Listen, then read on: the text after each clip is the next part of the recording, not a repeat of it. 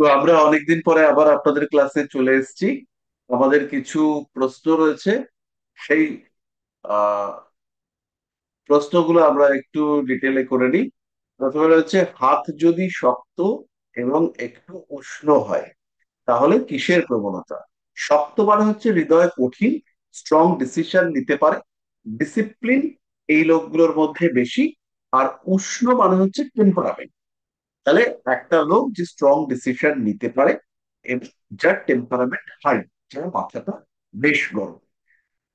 এর মধ্যে যদি একটু রেডিশ হয়ে যায় হাত, তাহলে অমুক প্রবৃত্তি সেটাও বাড়তে দেখতে পাওয়া যাবে। এরপরে হচ্ছে ফ্যাকাশে এবং হলুদ হাত। ফ্যাকাশে একটা, হলুদ একটা। হলুদ হাতটা হচ্ছে দুপুরবেলা একটু মটন খেয়েছে, তাহলে হাতটা বিকেলবেলা হলুদ হয়ে যায়। এটা হচ্ছে পেটের সমস্যা। ওই মাটনটা খাবে এবং খাওয়ার পরে লিভারে হজম করতে পারবে না। পরের দিন সকালবেলা ঢুইটা শুরু হবে, আর হচ্ছে গিয়ে বারবার ওয়াশরুম দৌড়তে হবে। বলবে ও আহ, এটা হচ্ছে কি একটা হয় জানাবে সেটা, ওবিএস। তো অ্যাকচুয়ালি হলুদ হাত মারা হচ্ছে আমাদের বিলিরুবিনের পরিমাণটা বেড়েছে। এতক্ষণ আমরা মজা করলাম, কিন্তু মজাটা মজা নয়, সত্যি সত্যিই বলেছি। ভাতটা হলুদ হয়েছে মানে বিলিরুবিন বেড়েছে। অথবা পিত্তের, পিত্ত যে আমাদের রয়েছে পিত্তথলি, পিত্ত আহ পিত্ত জাতীয় যে জিনিস, অ্যাক্টিভিটিস প্রপার হচ্ছে না। পিত্তের যে ব্যালেন্স অফ পিত্ত বায়ু, তাতে পিত্তর যে ব্যালেন্স সেটা গন্ডগোল হচ্ছে। আর মানে হচ্ছে হাতটা হলুদ হয়েছে। তার মানে পৌষ্টিক তন্ত্র প্রপার কাজ করছে না। তাহলে কি করতে হবে? উই আমলা বলে একটা গাছ আছে, সেই গাছের রস সেটা হচ্ছে গিয়ে খেতে হবে। এবং তার সঙ্গে সঙ্গে অড়হর ডাল বা অড়হর শাক খেতে হবে। এই সমস্ত খেলে পরে লিভারটা ঠিকঠাক হবে। স্যার এসব আরেকবার একটু বলবেন ওই গাছের যেটা বললেন। একটা গাছ, তার নাম হচ্ছে ভুঁই আমলা। রাস্তাঘাটে হয়, তেঁতুল পাতার মতন। ভূমি আমলকি, ভূমি আমলকি, তেঁতুল পাতার মতন গাছ, কিন্তু প্রত্যেকটা পাতার গোড়ায় ছোট ছোট ফলের মতো দেখতে পাওয়া যায়। এটা একদম রাস্তাঘাটে দেখতে পাবেন। তো সেইটা লিভারের জন্য অত্যন্ত ভালো, এটা খাওয়া যেতে পারে। আর এসব যদি না পাওয়া যায়, তাহলে হিমালয়া লিভ 52 বলে একটা ওষুধ আছে, সেটা খেতে হবে সকালবেলা। আর তার সঙ্গে সঙ্গে ভোরবেলা একটা ওই গ্যাসের ওষুধ যাকে বলে প্যান্ডি টাইপ, এসব কিছু খেতে হবে। আর রাত্রিবেলা মানে খাওয়া দাওয়ার পরে এনজাইম ইনটেক করতে হবে। তাহলেই কিছুদিন পরে ঠিকঠাক হয়ে যাবে। ফ্যাকাশে হলুদ হাত, এটা হচ্ছে অ্যাগ্রেসিভ, কিন্তু এই অ্যাগ্রেশনটা থাকবে বাড়িতে। কনফিডেন্সের অভাব, কিন্তু প্রচন্ড ইরিটেটিভ মেন্টালিটি, কারণে অকারণে মাথাটা গরম করে ফেলছে ওদের উপরে, বাড়ির লোকের উপরে। সেই স্ট্যামিনা নেই যে রাস্তায় প্রতিবাদ করবে, সেই স্ট্যামিনা নেই যে বর্ডারে যাবে। কিন্তু মাথাটা গরম, তাহলে কাঁধের উপরে মাথা গরম করবো, কাঁধের উপরে মেজাজ করব বাড়ির লোকেদের উপর। মা বিছানা থেকে ঘুম থেকে উঠেছে, ও ঘুম থেকে উঠে চিৎকার করে উঠলো, মা তুমি বিছানাটা ঠিকঠাক করলে না, এটা ঠিক করলে এরকম এই সেই, ঠিক কিছু ঠিকঠাক করতে পারো না। নিজে কিছু ঠিকঠাক করছে না, কিন্তু অন্যের উপরে দোষ চাপিয়ে দিচ্ছে। হাত যদি ফ্যাকাশে হয়, তাহলে ফার্স্ট অফ অল অ্যানিমিয়া, রক্ত শূন্যতা, রক্তাল্পতা, এই ব্যাপারগুলো দেখতে পাওয়া যায়। স্ট্যামিনার অভাব, স্ট্রেংথের অভাব, অভাব কনফিডেন্সের অভাব, তো প্রত্যয়ের, আত্মবিশ্বাসের অভাবের কারণে কোনো কাজ কমপ্লিট করতে পারছে না। হাতে যদি রেখা খুব ভালো থাকে, কিন্তু হাত যদি রক্তশূন্য ফ্যাকাশে হয়, তাহলে কিন্তু সেই মানুষটার সাকসেস রেট কমবে। ঠিক আছে? হাত যদি গোলাটে প্রকৃতির হয়, এই গোল প্রকৃতির হাত মোটামুটি আহ একটু বিলাসিতা নির্দেশ করে। তার সঙ্গে হাত যদি পুরো গোলাটে এবং ফোলা টাইপের হলে কিন্তু বুদ্ধির স্বল্পতা ইন্ডিকেটেড হয়। প্রচন্ড পরিশ্রম করতে হয় জাতককে, ক্রিয়েটিভিটি কমে যায়। এবং কিছু না কিছু কারণে দুর্বুদ্ধি এই জাতকের সঙ্গে চল, মানে এই জাতকের সঙ্গে কেউ হেল্প করতে চাইছে, কিন্তু এর মধ্যে কিছু দুর্বুদ্ধি কাজ হচ্ছে।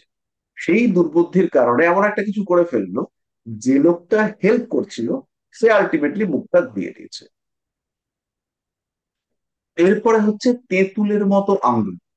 তেঁতুলের মতো আঙ্গুল যদি সুন্দর হয়, দার্শনিক প্রকৃতির হয়, মানে গাঁটগুলো যদি খুব প্রমিনেন্ট হয়, সেই ক্ষেত্রে এই মানুষগুলোর যে চিন্তা ভাবনা, সেখানে একটা লজিক কাজ করতে দেখতে পাওয়া যায়।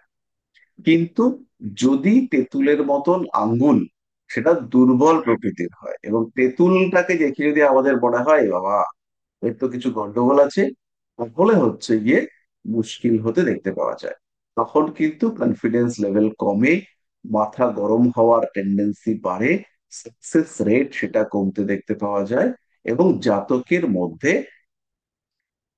মানসিক অস্থিরতা সেটা কখনো কখনো বাড়তে দেখতে পাওয়া যায়। এই ক্ষেত্রে আঙ্গুলটা দেখে আপনার কেমন লাগছে, এই বিষয়টা কিন্তু ভীষণ গুরুত্বপূর্ণ। এবার দেখুন, আমি একটা ছবি শেয়ার করেছি, দেখা যাচ্ছে এখানে কি লেখা রয়েছে তেঁতুলাকৃতি আঙ্গুল সম্পর্কে। এইটা আমি লিখছি, এটা আপনারা পাবেন। এই পুরো নোটসটা মোটামুটি 300-400 পাতার নোটস, এটা আপনারা পাবেন, এটা এখন লেখার পর্যায়ে চলছে। এখানে লেখা রয়েছে প্রবল চিন্তাশীল ব্যক্তিত্ব, কখনো অতি প্যাচালো মানসিকতা। এই মানুষগুলো ভীষণ বুদ্ধিমান প্রকৃতির হয়ে থাকে, এবং বাইরে থেকে এদেরকে বুঝতে পারা যায় না। দার্শনিক তত্ত্ব বা জ্ঞান এদের মধ্যে অনেকটাই বেশি। আন্তরিক বিষয়ের প্রতি আগ্রহ সেটা এদের ক্ষেত্রে দেখতে পাওয়া যায়। এরা খুব ভালো সমালোচক। কখনো কখনো এই ধরনের আঙ্গুলের নখ বেগুনি বা লালচে হলে এদের মধ্যে অতিরিক্ত কামুক প্রবৃত্তি দেখতে পাওয়া যায়। এরা ব্যবসায়িক মানসিকতা সম্পন্ন, কোনো মানুষকে কিভাবে ব্যবহার করতে হবে, গুড লিডারশিপ কোয়ালিটি, সেটাই মানুষগুলোর মধ্যে দেখতে পাওয়া যায়। রাজনৈতিক দক্ষতা রয়েছে, এবং এরা খুব ভালো উকিল বা তাত্ত্বিক হতে পারে। কিন্তু খেয়াল রাখতে হবে, আঙ্গুল যদি মরা মরা টাইপের হয় তাহলে এসব কিচ্ছু হবে না। আঙ্গুল মরা মরা মানে খুব ড্রাই, খুব শুকনো, দেখেই মনে হচ্ছে এই বাবা, দেখেই মনে হচ্ছে যে এই মানুষটা নেশাগ্রস্ত। এই ধরনের হাতেও তেঁতুলের মতো আঙ্গুল দেখতে পাওয়া যায়, শুধু হাড়গুলো আছে, মাংস হারিয়ে গেছে। তখন কিন্তু এসব কিচ্ছু হবে না। সুতরাং মানুষটার স্থান কাল পাত্র দেখে এটা আমি বলতে পারি। আর মনে হয় একটা কোশ্চেন আছে, না, এটা হচ্ছে গিয়ে এদের হয়ে গেল। না স্যার, আপনি চারটেই বলে দিয়েছেন। এবার আমাদের যেটা করতে হবে, আমাদের ঘোড়া প্রশ্ন করেছে, তার মধ্যে একটা হচ্ছে মারক গ্রহ, আর একটা হচ্ছে বাধক নাকি, বাধক তো। হ্যাঁ হ্যাঁ স্যার, ওটাই তো বলেছিল বোধহয় অহনাদি।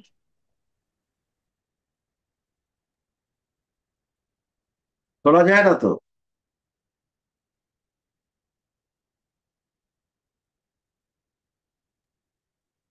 মিউট আছে। না, না। মিউট নেই, মিউট নেই, কিন্তু হেডফোনটা খুলে দাও, অহনাদি হেডফোনটা খুলে দাও। টেকনিক্যাল মিস্টেক হচ্ছে। হেডফোনটা ডিসকানেক্ট করে দাও। বাধক বাধক, মারক আর হ্যাঁ, বাধক। মারক আর বাধক এই দুটো কনসেপ্ট টোটালি আলাদা। মারক কনসেপ্টটা হচ্ছে ফরাসিয়ান কনসেপ্ট। আপনারা যে জ্যোতিষ শাস্ত্র শিখছেন, এটা হচ্ছে পরাশরীয় জ্যোতিষ। এখানে মারক আছে, দ্বিতীয় পতি এবং সপ্তম পতি, এদেরকে মারক বলা হয়। দ্বিতীয় পতি এবং সপ্তম পতিকে মারক বলা হয়। সপ্তম পতি কেন মারক? দ্বাদশ মানে হচ্ছে ব্যয়, দ্বাদশ 12 নম্বর মানে হচ্ছে ব্যয়, আর অষ্টম মানে হচ্ছে আয়ু। তাহলে আয়ুর ব্যয়, আয়ুর ব্যয়, তাহলে হচ্ছে অষ্টমের দ্বাদশ। তাহলে অষ্টমের দ্বাদশ মানে কোন ঘরটা? সপ্তম। সপ্তম, তাই হচ্ছে মারক। তাহলে সপ্তম ভাবে, সপ্তম ভাবপতি তাকে আমরা বলছি মারক। ঠিক একইভাবে অষ্টমের অষ্টম হচ্ছে তৃতীয়, অষ্টমের অষ্টম তিনি হচ্ছেন তৃতীয়। এই বিষয়টার নাম হচ্ছে ভাবাত ভাবম বা ভাবস্য ভাব। তাহলে তৃতীয় ভাব থেকেও আমরা আয়ুর স্থিরতা এটাকে বিচার করে থাকি। তো তৃতীয়ের দ্বাদশ হচ্ছে দ্বিতীয়, সেই হিসেবেও দ্বিতীয়কে মারক বলা হয়। তাহলে মারক ব্যাপারটা বোঝা গেল। হ্যাঁ স্যার। Very good. এবার বাধক যে বিষয়টা, এইটা হচ্ছে গিয়ে স্টেলার অ্যাস্ট্রোলজিতে রয়েছে। স্টেলার মানে কি? যে অ্যাস্ট্রোলজিতে কনস্টিলেশন নিয়ে আলোচনা করা হয়। কনস্টিলেশন মানে কি? নক্ষত্র পুঞ্জ, যাদেরকে আমরা নক্ষত্র বলে থাকি। আমরা যাদেরকে নক্ষত্র বলি সেই নামে কোনো নক্ষত্র নেই, এগুলো হচ্ছে নক্ষত্র পুঞ্জ। যেমন হচ্ছে অশ্বিনী, অশ্বিনী, ভরণী, কৃতিকা, এরা হচ্ছে প্রত্যেকেই নক্ষত্র পুঞ্জ। মানে যে জ্যোতিষে নক্ষত্র পুঞ্জকে গুরুত্ব দেওয়া হয়েছে সেটাই হচ্ছে স্টেলার অ্যাস্ট্রোলজি। স্টেলার অ্যাস্ট্রোলজিতে একটা বাধক কনসেপ্ট আছে। বাধক মানে যে বাধা দেয়।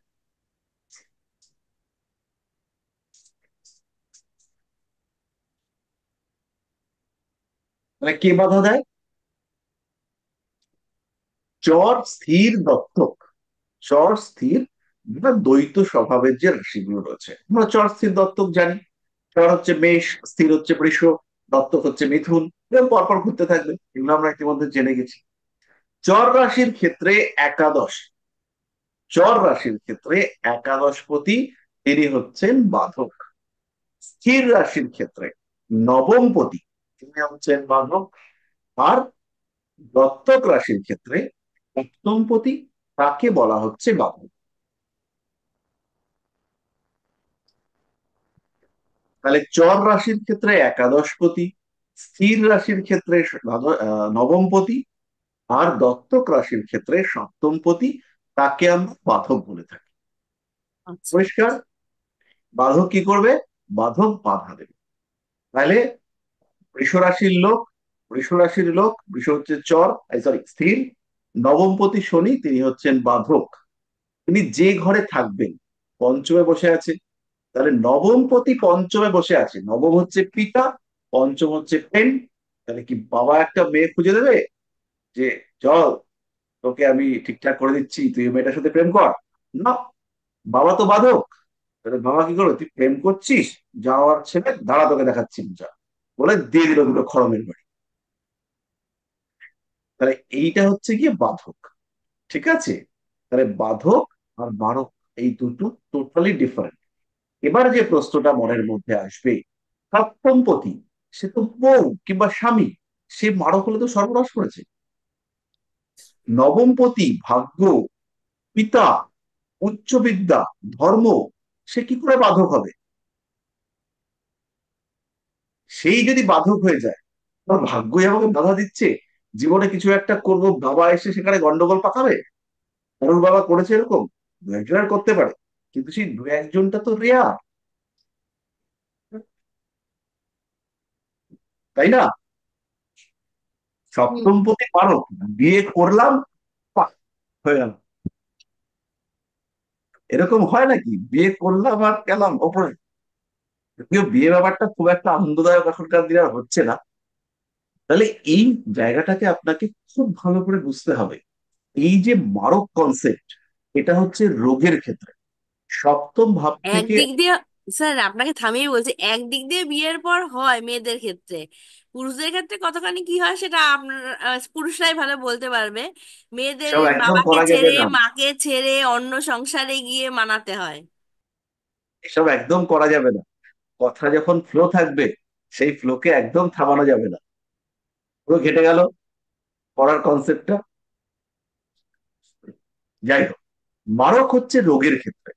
প্রত্যেকটা গ্রহ, প্রত্যেকটা রাশি, প্রত্যেকটা ভাব, প্রত্যেকটি নক্ষত্র, তাদের জীবনের বিভিন্ন দিকে বিভিন্ন রকম কারকতা আছে, বিভিন্ন দিকে বিভিন্ন ধরনের কারকতা আছে। যেমন সপ্তম ভাব, সে হচ্ছে গিয়ে স্ত্রী বা স্বামী, দাম্পত্য সুখ, দাম্পত্য জীবন, স্বামী কিংবা স্ত্রীর স্বাস্থ্য। কিন্তু পেশা যখন হবে, তখন এই সপ্তম ভাবই সে ইন্ডিকেট করবে আমার ব্যবসা।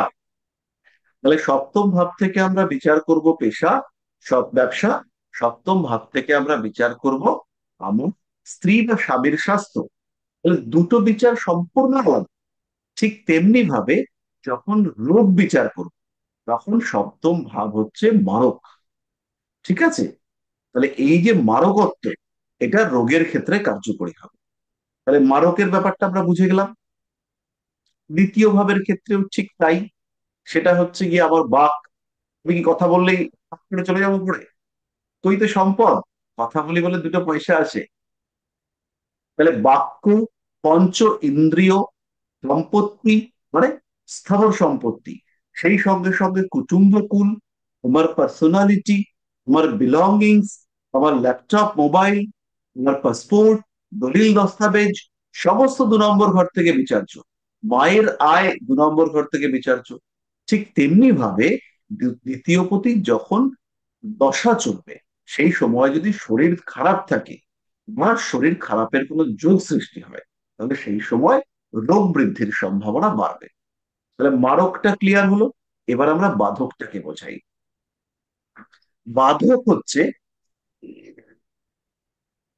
বাধক কনসেপ্টটা মূলত success, talent, education, growth, development এই ক্ষেত্রে কার্যকরী। তাহলে চাকরির ক্ষেত্রে বাধা আসছে, সাকসেসের ক্ষেত্রে বাধা আসছে, বিদেশ যাত্রার ক্ষেত্রে বাধা আসছে, ডেভেলপমেন্টের ক্ষেত্রে বাধা আসছে। এই জায়গাগুলোতে কিন্তু বাধক কনসেপ্টটা কাজ করবে। আর রোগের ক্ষেত্রে মারক কনসেপ্ট কাজ করবে। এই জায়গাটা নিয়ে কারোর সমস্যা? কখনো ক্লিয়ার হয়েছে? স্যার মারক দ্বিতীয় পতি বললেন, আর দ্বিতীয় দ্বিতীয় মানে অষ্টমে তৃতীয় মানে দ্বিতীয় পতি, আর সপ্তম পতি বললেন, তো কোনটা মানবো? Clear sir? দুটো মানে দুইটার অধিপতিকে মানতে হবে? দ্বিতীয় এবং সপ্তম ভাবের অধিপতি তারা হচ্ছে মারক। তার মানে দুটো করে প্রত্যেকটা জন্মকুণ্ডলীতে দুটো করে মারক গ্রহ থাকছে? না, দুটো নাও থাকতে পারে। যেমন কারোর যদি মেষ লগ্ন হয়, দ্বিতীয় হুম। পতিও শুক্র, সপ্তম পতিও শুক্র, এটাই হবে। হ্যাঁ, হ্যাঁ, আবার সেক্ষেত্রে কারোর একদম। যদি তুলা লগ্ন হয়, তার হ্যাঁ। দ্বিতীয় পতি না, ভুল বললাম। কারোর যদি হচ্ছে গিয়ে উম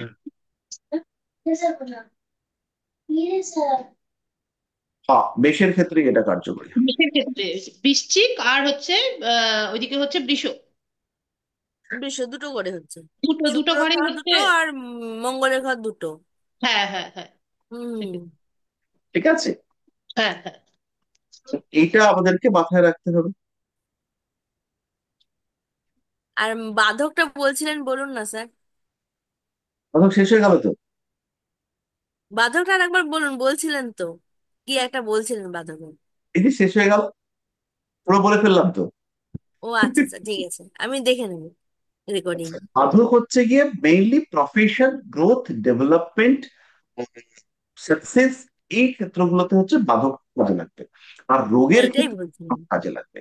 বাধক হচ্ছে গিয়ে চর রাশির ক্ষেত্রে একাদশ, স্থির রাশির ক্ষেত্রে নবম, মুক্তক রাশির ক্ষেত্রে সপ্তম ভাবের অধিপতিকে আমরা বাধক হিসেবে ট্রিট করব। তবে আচ্ছা আমাদের আচ্ছা। পরাশরীয় জ্যোতিষে, যেটা আমরা সাধারণভাবে শিখছি এখন, এখানে কিন্তু বাধকটা নেই। এখানে কি আছে? এখানে আছে কেন্দ্র। কেন্দ্র মানে কি? 1 4 7 10, আপনারা জানেন। হুম। এখানে রয়েছে কোণ। কোণ মানে, কোণ তিনটা। মানে কোণ মানে, কোণ মানে পাঁচ কি? হ্যাঁ, এক কোন পাঁচ নয় মানে কোনটা হচ্ছে। বলা গেল? কোনটা বলা চারটা হলো? কোণ। ত্রিকোণ। কোণ হচ্ছে হ্যাঁ হ্যাঁ। চারটে কোণ আছে। ধর্ম ত্রিকোণ 1 5 9, হ্যাঁ হ্যাঁ। ত্রিকোণ 2 6 দুই 10, ছয় টান দশ ত্রিকোণ 3 7 তিন 11, সাত এক, বৃক্ষ ত্রিকোণ 4 8 12। 4 8 12। হ্যাঁ। ঠিক আছে? এবার হচ্ছে গিয়ে দুস্থান। দুস্থান কোনগুলো? দুস্থান কোনগুলো? ষষ্ঠ, অষ্টম আর দ্বাদশ। 6 8 12। গুড। তারপরে আমাদের আসবে দুটো, ত্রিশরয়, উপচয়। ত্রিশরয় কোনগুলো? জানি না। ত্রিশরয় হচ্ছে 3 6 11। ত্রিশরয় ও ত্রিশরা, 3 তিন 6 ছয় 11। এগারো হ্যাঁ। আর উপচয় কোনগুলো? ওহ, এগুলো এটা এখন বোধহয় আসেনি। আসেনি। এটা হয়নি স্যার। বলে দিচ্ছি, 3 6 10 11। ঠিক আছে? তিন আর ছয় দুটো জিনিস দশ লিখে রাখুন। একটা হচ্ছে কনফর, আর একটা হচ্ছে আপোক্তিন। এই দুটো লিখে রাখুন। এই দুটো আমি বলে দিচ্ছি, পরে ম্যাডাম বুঝিয়ে দেবেন। কনফর আর আপোক্তিন। প্রথমে হচ্ছে উপচয়। উপচয়টা হচ্ছে 3 6 10 11। উপচয় 3 6 10 11 হয়েছে। 3 6 10 11। এরপর হচ্ছে আপোক্লিন। অল্প ক্লিন হয়েছে? হ্যাঁ, 3, 6, 9, 3, 6, 9, 12। কনফর, ক ন ফ র, কনফর। কনফর কোনগুলো?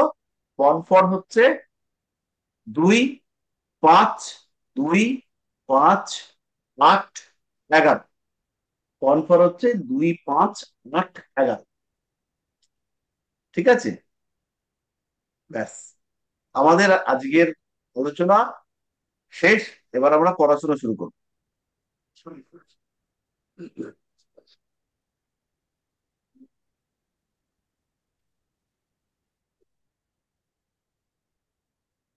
স্যার হোয়াটসঅ্যাপে ওটা বন্ধ করে দেন। হোয়াটসঅ্যাপটা খোলা আছে? হ্যাঁ স্যার। আচ্ছা, আমি তো ইয়েটা, ও আচ্ছা, স্ক্রিনটা শেয়ার করে দিচ্ছি। ঠিক আছে, তো আমরা এবার সংখ্যা তত্ত্ব নিয়ে পড়াশোনা করব, একদম বেসিক লেভেলে। বেসিক লেভেলে সংখ্যা তত্ত্ব যখন আমরা করব, আমাদের কেন আমরা সংখ্যা তত্ত্ব নিয়ে এত ইন্টারেস্টেড হব? যখনই আমরা জন্ম হচ্ছে আমাদের, আমাদের জীবনে কিছু সংখ্যা রয়েছে। জন্মের সাথে সাথেই আমরা কিছু সংখ্যা প্রাপ্ত হচ্ছি, সেটা হচ্ছে ডেট অফ বার্থ। জন্ম তারিখ আমরা পাচ্ছি। ডেট অফ বার্থ পাওয়ার সঙ্গে সঙ্গে কিছুদিন পরেই আমাদেরকে একটা বার্থ সার্টিফিকেট দেওয়া হবে। বার্থ সার্টিফিকেটেও একটা নাম্বার আছে। তারপরে আমাদের Aadhaar number, license number, voter I card number, PAN card number, telephone number, বিভিন্ন ধরনের নাম্বার রয়েছে। তো এই যে বহু নাম্বার, এই নাম্বারগুলো কোনোটা আমার সঙ্গে কানেক্টেড, কোনোটা আমার ফ্যামিলির সঙ্গে কানেক্টেড, কোনোটা আমার বিজনেসের সঙ্গে কানেক্টেড, কোনোটা আমার এডুকেশনের সঙ্গে কানেক্টেড। যেমন রোল নাম্বার, পরীক্ষা দিতে যাচ্ছে, রোল নাম্বার। পরীক্ষা দিতে যাচ্ছে, সিট নাম্বার। সিট নাম্বারটা কত নম্বরে পড়েছে, একদম 1 আর 2 ফার্স্ট বেঞ্চ, 29, 30 একদম লাস্ট বেঞ্চ। কিন্তু 30-এ গিয়ে ঘুরে এসছে। 31 খুব আনন্দে গেছিল, আমি তো লাস্টের দিকে 1 থেকে 60 গিয়ে দেখলো 31-এ গিয়ে এটা আবার ঘুরে গেছে।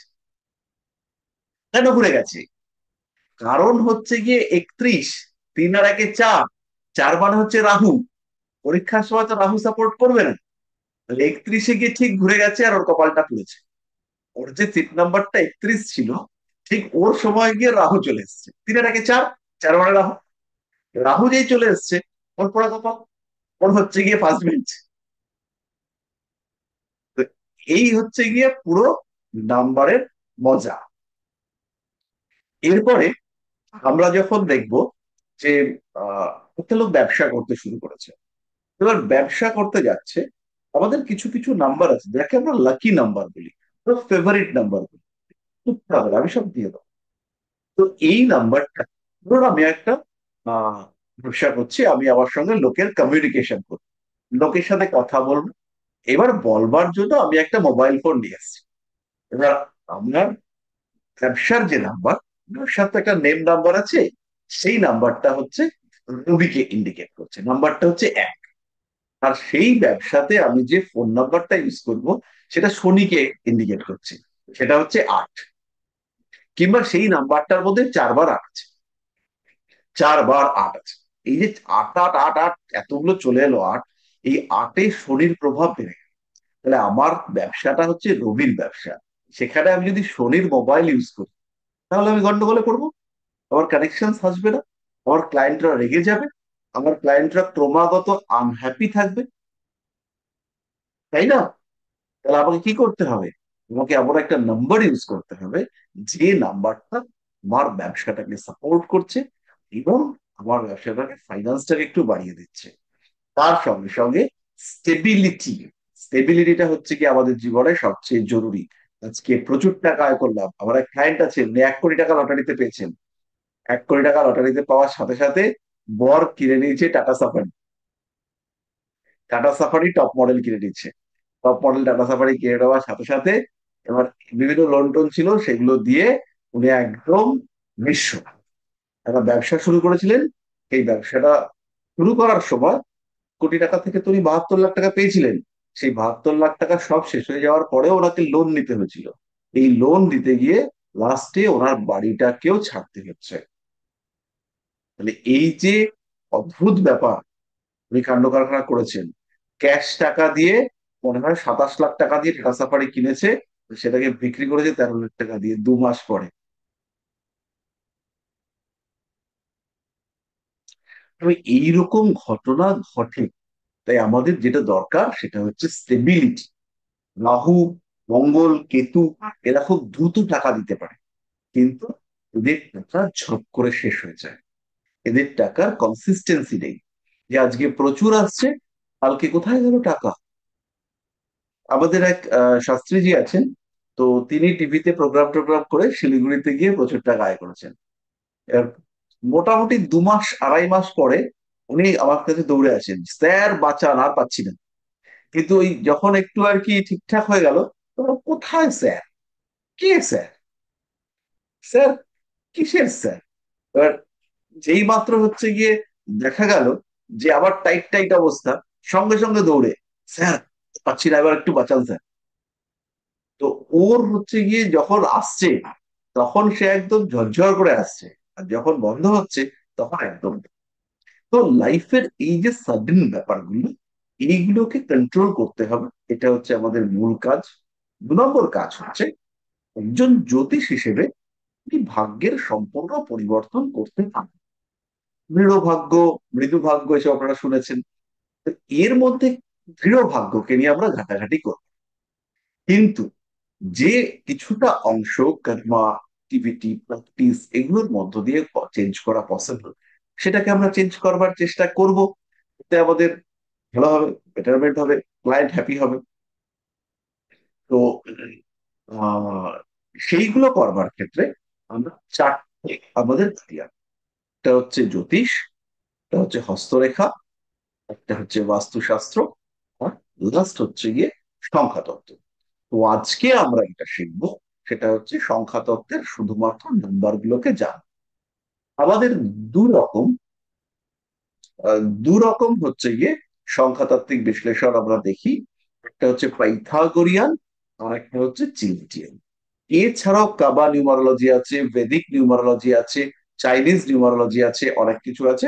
বাট আমরা ফলো করব যেটাকে, সেটা হচ্ছে মূলত পাইথাগোরিয়ান নিউমারোলজি। কেন ফলো করব?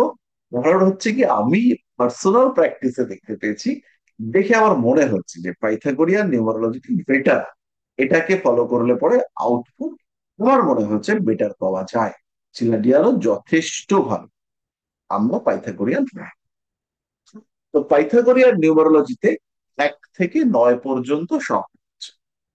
1 থেকে 9, এই 1 থেকে 9 পর্যন্ত সংখ্যা প্রথমটা হচ্ছে 1, যার অধিপতি হচ্ছে রবি। তাহলে এই 1কে আমরা কিং লাইক নাম্বার, রাজতুল্য সংখ্যা, যে কন্ট্রোল করতে পারে, যে সবাইকে নিয়ন্ত্রণ করে, যার মধ্যে রয়েছে হিউজ পার্সোনালিটি, রয়েছে লিডারশিপ কোয়ালিটি, যে সংখ্যাটা আমাদেরকে অপরকে নিয়ন্ত্রণ করার ক্ষেত্রে সুবিধা এনে দেয়, সেই সংখ্যাটা হচ্ছে 1। তাহলে পরিবারের মধ্যে 1কে আমরা রাজা হিসেবে ধরি। তার সঙ্গে সঙ্গে রাজার কি আছে? রাজার রয়েছে প্রচুর ইগো, আমি রাজা, I am the king, I am the god, এইরকম টাইপের ফিলিংস। এইটা 1 সংখ্যার মধ্যে রয়েছে। 1 সংখ্যার মানুষরা, তারা কিন্তু এখান থেকে বেরিয়ে আসতে পারেন না, সহজে পারেন না। এবার পাইথাগোরিয়ান নিউমারোলজি অনুযায়ী এই 1 সংখ্যার 3টে অক্ষর রয়েছে, এ, জে আর এস। এ, জে, এস। তারপরে সংখ্যাটা হচ্ছে 2 সংখ্যা। 2 ইন্ডিকেট করে চন্দ্রকে।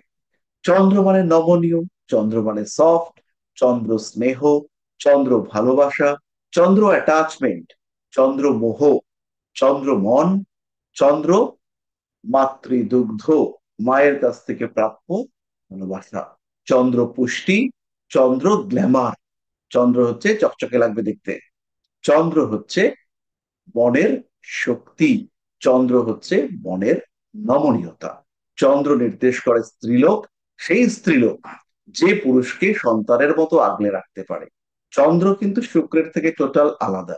শুক্রকে দেখে ওয়াও উঠে পড়ে গেল। আর চন্দ্র হচ্ছে কিরকম? চন্দ্র হচ্ছে বাড়িতে এসে তুমি না থাকলে কিচ্ছু করার নেই, তুমিই আমার সব। এই হচ্ছে চন্দ্র। আর শুক্র হচ্ছে গিয়ে দেখে হম এই হচ্ছে শুক্র। তাহলে ডিফারেন্স আছে। চন্দ্র আমাদের আহ সংসার, চন্দ্র আমাদের পরিবেশ, চন্দ্র আমাদের পারিপার্শ্বিক, এবং তার সঙ্গে সঙ্গে চন্দ্র হচ্ছে আমাদের ব্লাড সার্কুলেশন, সমস্ত রকমের তরল মনের অনুভূতি। চন্দ্র মনের যত নমনীয় অনুভূতি, সেগুলো প্রত্যেকটা চন্দ্রের নিয়ন্ত্রণে। এরপরে আমরা চলে আসব 3 সংখ্যায়। 3 সংখ্যাটা হচ্ছে দেবগুরু বৃহস্পতির সংখ্যা।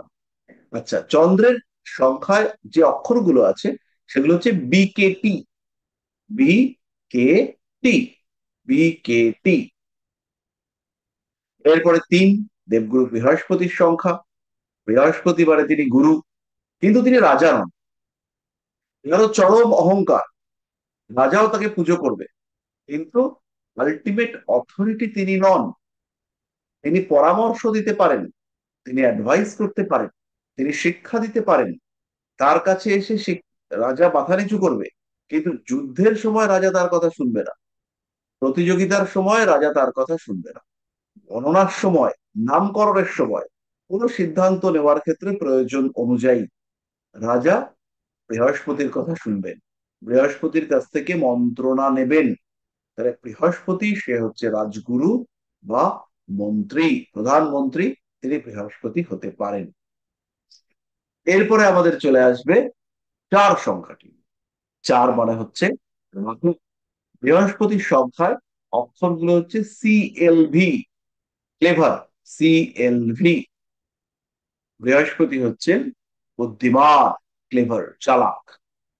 তাহলে CLV, এরা অনেস্ট, এরা সিস্টেম ফলো করতে ভালোবাসেন, এবং এদের সবচেয়ে বড় গুণ হচ্ছে এরা ক্ষমতার আশেপাশে থাকতে ভালোবাসেন। এটা কিন্তু রাজগুরু, আমরা কিন্তু বলিনি দৈত্যগুরু। দৈত্যগুরু শুক্রাচার্য সবসময় বঞ্চিত। দৈত্যগুরু শুক্রাচার্য তার যা গুণ ছিল, সেই সমস্ত গুণ সত্ত্বেও তাকে বহু ক্ষেত্রে দৈত্যগুরু হওয়ার কারণে বঞ্চিত হতে হয়েছে। বরঞ্চ সেখানে দেবগুরু বৃহস্পতি, তার থেকে কিন্তু শুক্রের যোগ্যতা অনেক অনেক অনেক অনেক বেশি। শুক্রের যে পারফেকশন আছে, শুক্রের কাছে যে রেমিডি আছে, সেই রেমিডির কোনো অংশ দেবগুরু বৃহস্পতির কাছে নেই। বৃহস্পতির কাছে জ্ঞান আছে, কিন্তু জ্ঞান দিয়ে কি করব? প্রয়োগ কার কাছে? শুক্রের কাছে। বোঝা গেল? ফলে শুক্র কিন্তু আধুনিক যুগে ভীষণ ভীষণ ভাবে এফেক্টিভ। আর বৃহস্পতি সে সন্তুলন রক্ষা করে, সে সাম্য বজায় রাখবার চেষ্টা করে। বৃহস্পতিকে না বাড়তে দেয়, না মরতে দেয়। বৃহস্পতি বলে তুমি আমার পুজো করো, আমার পুজো করার জন্য আমি তোমাকে বাঁচিয়ে রেখেছি। বলছে কে তুমি? বলছে আমি হচ্ছে দিব্য স্বরূপ, আমি দেবতাদের প্রতিরূপ, আমি ঐশ্বরিক শক্তির প্রতিভূ, আমার পুজো করো, মানে দেবতাদের পুজো করো। তুমি পুজো করো, তাহলে তুমি ভালো থাকবে। বলছে তাহলে কি আমি কোটি কোটি টাকা পাবো? বলছে ছি ছি ছি ছি ছি, মনের মধ্যে তুমি ষড়রিপুকে স্থান দিচ্ছ, একদম নয়। কাম, ক্রোধ, লোভ, মদ, মোহ, মাৎসর্য, চলে যাও এখান থেকে দূরে। তুমি যদি এই জীবনে সুন্দর সুস্থ জীবন যাপন করো, সেই ক্ষেত্রে তোমার ভবিষ্যতে মোক্ষ লাভ হবে। আর শুক্র কি বলছে? বিলাসিতা কর, আজকে না খেলে পরে কালকে কি খাবি? আজকে মরলে কালকে দুদিন, শরীরটাকে ভালো রাখ, মন যা চায় তাই কর। কিন্তু শুক্রের যে সাধনা করবার ক্ষমতা আছে, শুক্রের যে তন্ত্র গুণাবলী রয়েছে, বৃহস্পতির নেই। যখন আপনি নিখুঁত জায়গায় যাবেন, একদম কোর স্টাডি, গভীর থেকে গভীরতর স্টাডি, ডিপ স্টাডি, সেইখানে শুক্র খেলবে। সেখানে কিন্তু বৃহস্পতি নিষ্পৃহ। বৃহস্পতি সব জানে, কিন্তু নিখুঁত নয় বৃহস্পতির জ্ঞান। আর শুক্রের কাছে আছে পারফেকশন, চরম পারফেকশন, আলটিমেট পারফেকশন। বৃহস্পতি পুত্র কামনা চায়, পুত্র কারক গ্রহ বৃহস্পতি, কিন্তু বৃহস্পতির পুত্র দেওয়ার ক্ষমতা নেই। বৃহস্পতি বলবে বাচ্চা চাই, বাচ্চা চাই, কারণ বৃহস্পতি কি বংশধারা নক্ষত্রের কারক গ্রহ, বংশগতির কারক গ্রহ। কিন্তু বংশগতি হবে কোত্থেকে? শুক্রাণু দিয়ে। বংশগতি নিয়ে যাওয়ার জন্য, বংশকে এগিয়ে নিয়ে যাওয়ার জন্য দরকার পুরুষের শুক্র, স্ত্রীর ডিম্ব। তাহলে এই শুক্র ডিম্ব শরীর একটা মেয়ে, তার যখন জন্ম হলো, তার যখন 5 বছর বয়স, 6 বছর বয়স, সে কি মা হওয়ার উপযুক্ত? তাকে দেখে কি মনে হবে যে এটা মা হতে পারে? তাকে একটা লেভেলে পৌঁছতে হবে, তখন তার শরীর চেঞ্জ হবে। একটা 10 বছরের মেয়ে আর একটা 20 বছরের মেয়ে, তাদের শরীর আকাশ পাতাল তফাৎ। একটা 20 বছরের মেয়ে, সে হচ্ছে যৌবনা। এই যে যৌবনা একটি মেয়ে, তার মধ্যে যে যৌবনের প্রকাশ, এটা আনবে শুক্র, এটা আনবে হরমোন। প্রত্যেকটা হরমোন তারা হচ্ছে শুক্রের নিয়ন্ত্রণে। যখন হচ্ছে গিয়ে জিটিএইচ হরমোন মানে গোনাডোট্রপিক হরমোন বেরোবে, বেরিয়ে আহ ইস্ট্রোজেন, প্রজেস্টেরন বা হচ্ছে গিয়ে টেস্টোস্টেরন এগুলো সেক্রেশন হবে, তখন সেই পুরো সেক্রেশন শুক্রের আন্ডারে। বাচ্চা হবে, প্রজেস্টেরন লেভেলকে বাড়িয়ে তুলতে হবে, তখন মেয়েদের পিরিয়ডস বন্ধ থাকবে, পুরো খেলাটা খেলবে প্রজেস্টেরন। তারপরে হচ্ছে গিয়ে আরেকটু পরে বাচ্চা তখন হবে হবে করছে, 6 মাস, 7 মাস, 8 মাস, এবার ব্রেস্ট মিল্ক আসতে আসবে আসবে করছে মায়ের শরীরে। তখন কে কাজ করছে? প্রোল্যাকটিন। তো এই যে হরমোনাল মুভমেন্ট, হরমোনাল চেঞ্জেস দেখতে পাওয়া যাবে, পুরোটা শুক্রের। তাহলে শুক্র যদি পীড়িত হয়, তাহলে বাচ্চাটা হবে কোত্থেকে? মানে শুক্রের রয়েছে সেই ক্ষমতা, উৎপাদন ক্ষমতা। বৃহস্পতি হয়েছে চল করি, আর শুক্র হচ্ছে করে দিলাম। তফাৎটা বোঝা গেল? তাহলে বৃহস্পতি হচ্ছে সিএলভি, তার মধ্যে ইগো রয়েছে, তার মধ্যে তেজ রয়েছে, তার মধ্যে জেদ রয়েছে, এবং তার মধ্যে রয়েছে জ্ঞান, চরম সামাজিকতা। বৃহস্পতি চরম সামাজিক কতক্ষণ পর্যন্ত? যতক্ষণ পর্যন্ত বৃহস্পতিকে কেউ গাল না দিচ্ছে। বৃহস্পতিকে গালাগাল দিলেই তবে রে বেটা। যদি দেখে গায়ের জোরে পারবে, তাহলে অ্যাটাক করবে। আর যদি দেখে পারবে না, তাহলে বলবে ম্লেচ্ছ, আমি চললাম। এইটা হচ্ছে বৃহস্পতির এবিলিটি। বৃহস্পতির মধ্যে কিন্তু সেই সাহস, সেই তেজ, সেই দীপ্ততা নেই। বৃহস্পতি সুখী, কিন্তু কিসে সুখী? অল্পেতে সুখী। বৃহস্পতি জ্ঞানে সুখী, বৃহস্পতি আধ্যাত্মিকতায় সুখী, বৃহস্পতি ভোগ করতে ভয় পায়। কেন ভয় পায়? কিসের ভয়? পাপের ভয়। যদি ভোগ করি আর পরে নরকে যেতে হয়। বৃহস্পতি ভীষণ দাতা, বৃহস্পতি সামাজিক। তবে বৃহস্পতি দান করলেও নিজের টুকু রেখে দান করে।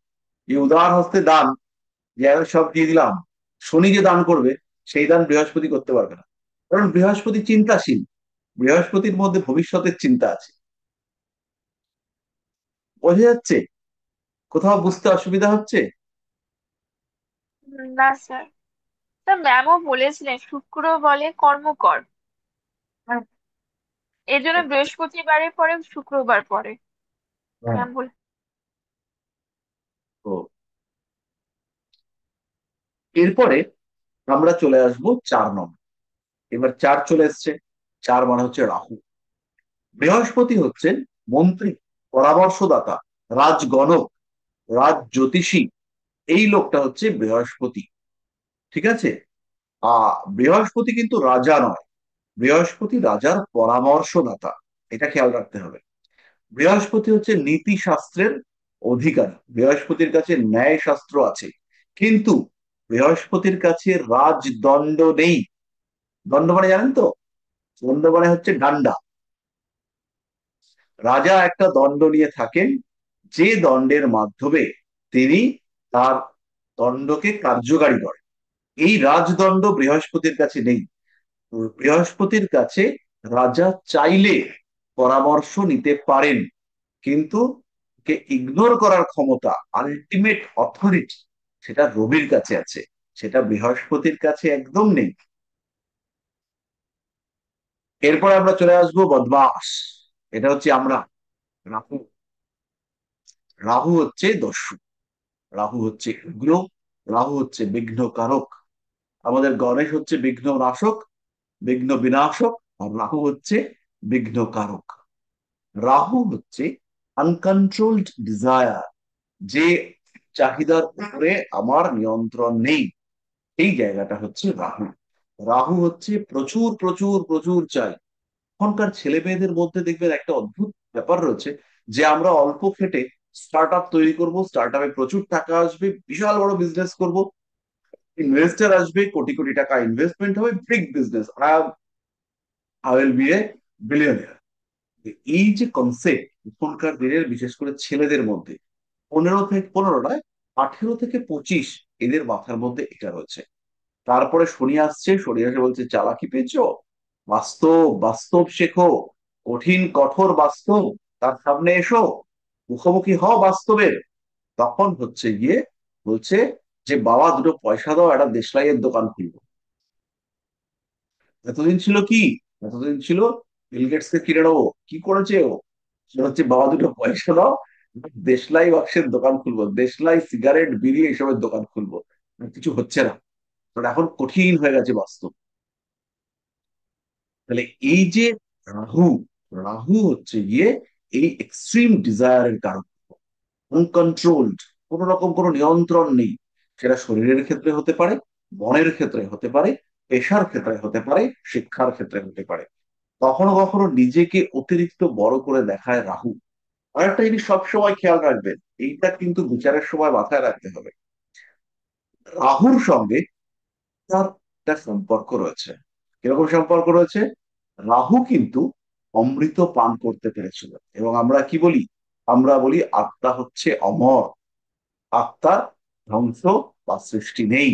এই রাহু, তার কিন্তু মৃত্যু নেই।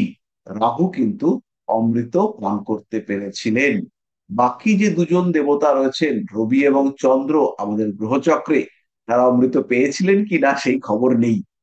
তারা দেখেছিলেন সর্বাণুকে অমৃত খেতে, কিন্তু তারা পেয়েছিলেন কিনা এই নিয়ে কনফিউশন আছে। কারণ আমার তো কনফিউশন আছে, আমি জানতে পারলে আপনাদেরকে বলবো যে ওরা অমৃত পেয়েছিল কি পাইনি। তাহলে রাহুর ক্ষেত্রে রয়েছে কন্টিনিউইটি। বেশিরভাগ ক্ষেত্রে এই কন্টিনিউইটি দেখতে পাওয়া যায় নেগেটিভ ফিল্ড।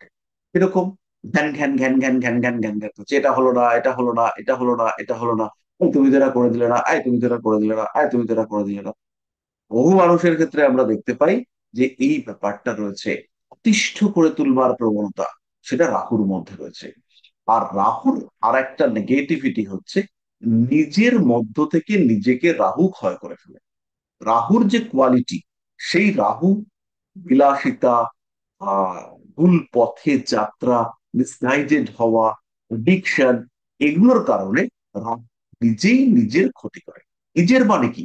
নিজের মানে হচ্ছে আমার, আমার দোষে আমার ক্ষতি হচ্ছে, এইটাই রাহুর এফেক্ট। এটা রাহু বারবার করে, সেটা নিউমারোলজি হোক, সংখ্যাতত্ত্ব হোক, বাস্তুশাস্ত্র হোক, যাই হোক, রাহু এখানে গন্ডগোল পাকায়। তাহলে রাহুর পার্টটা আমরা মোটামুটি বুঝতে পারলাম। নাম্বার লেটার হচ্ছে DMV, DMV। D for Delhi, M for Maharashtra, V for viceroy. Sir আরেকবার বলবেন সংখ্যাগুলো? D for Delhi, D, M for Maharashtra. Sir, ও স্যার, সিটা আপনি আর এক জায়গায় বলেছিলেন, খুব সম্ভব হচ্ছে আজকেই শুনলাম, সম্ভব হচ্ছে আপনি সিটা বলেছেন ইয়ের ক্ষেত্রে, আপনার চন্দ্রের ক্ষেত্রে, বৃহস্পতি ক্ষেত্রে, দুই না না না, তিনের ক্ষেত্রে বলেছিলেন সি। তিনের ক্ষেত্রে সি হচ্ছে, তিনের ক্ষেত্রে CLV। হ্যাঁ, সি তিনের ক্ষেত্রে, আর রাহুর ক্ষেত্রেটা সি বললেন না? না, CLU এর ক্ষেত্রে, আমাদের বৃহস্পতির ক্ষেত্রে হচ্ছে CLU, মানে ফ্লু। হ্যাঁ। আমরা ভুল করেছিলাম, ভি আর ইউতে গন্ডগোল করে ফেলেছিলাম। CLU। আর রাহুর ক্ষেত্রে হচ্ছে DMV, DMV। ও, নিয়ম। একটু ঠিকঠাক করে নিন। আচ্ছা, এরপরে আমরা চলে আসবো 5। 5 পারা হচ্ছে বুধ। তো আবার এক ইউএস এর ছাত্র ছিল, তো সেই ভদ্রলোক নন মেনে, তো উনি বুধকে, আহ, উনি গ্রহদেরকে না মানে বাচ্চাদের মতন করে বলতেন। তো বুধকে বলতেন বুধ, বুধকে উনি বলতেন বুধ।